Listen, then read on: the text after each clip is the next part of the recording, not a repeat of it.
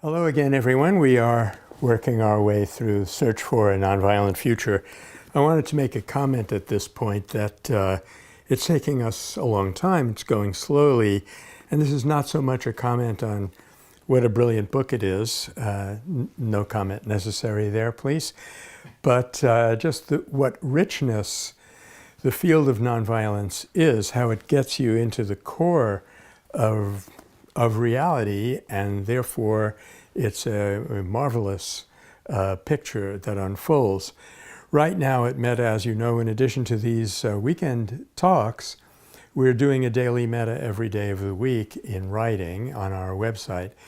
And I've found it absolutely remarkable. I just pick up a page of Gandhi anywhere, and I usually don't have to read more than a paragraph or two before we hit into some kind of a brilliant, insightful nugget that we unpack.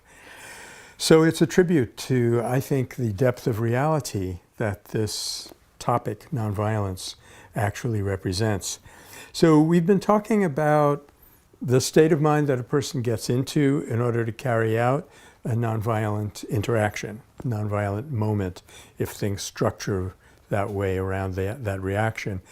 And in the book, I talk about it as a peak experience, which is not that different from what athletes go through, or what an actor will go through, or what any one of us will go through when circumstances somehow get us focused. It's a very deep kind of focus. And my interest always is in taking those gem-like, creative, constructive moments and elaborating them, building them out, turning them into a life, a way of life, a culture. So we were talking about two aspects of this, inner work and outer work. I'm going to use slightly different language here this time, inner work and the culture. We have to prepare ourselves to be able to have those kinds of experiences on demand. We want to actually live on that plateau, if at all possible. And in order for that to happen reliably for most of us, we need to have a supportive culture. So we'll be talking about both of those dimensions, if you will, of this change, which is going to lead us to a nonviolent future. So the question then came up, what a little bit more about the nature of this experience. I had a couple of illustrations, among others, a testimonial about how Joe Montana was able to perform on the football field. It's, on the other hand, it's very sad, the kind of shape that Joe Montana is in right now, because he was using, or rather, we were using his peak experience for a situation of symbolic destructiveness and competition. And that has led to many, many football players having serious brain injury and so forth. So what we want to talk about is how can we capture that experience and use it for constructive, permanent purposes.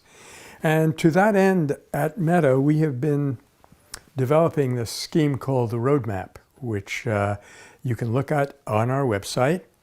And it involves 5 practices which we can do as an individual to help get us into that peak state and keep us there. And then the second circle outside of that individual empowerment is constructive program, which we'll be talking about in a little while. And then the outer circle is satyagraha, or direct nonviolent resistance. And the idea is that that they should be done more or less in this order. We shouldn't rush into disruptive protest activities. Sometimes we have to because emergencies come up. But in terms of a long-range cultural change, what we want to do is always be working on those 5 core practices for personal empowerment, always looking for ways to build the world that we want in ways that are at first non-confrontational, and then finally where the bad structures, the unconstructive structures of society have not given way. That's where we have to mount the nonviolent resistance. So roadmap didn't exist when I wrote this Search for a Nonviolent Future. I'd recommend all of you go have a look at it, and that'll help prepare us for our next talk. Thank you very much. Till then.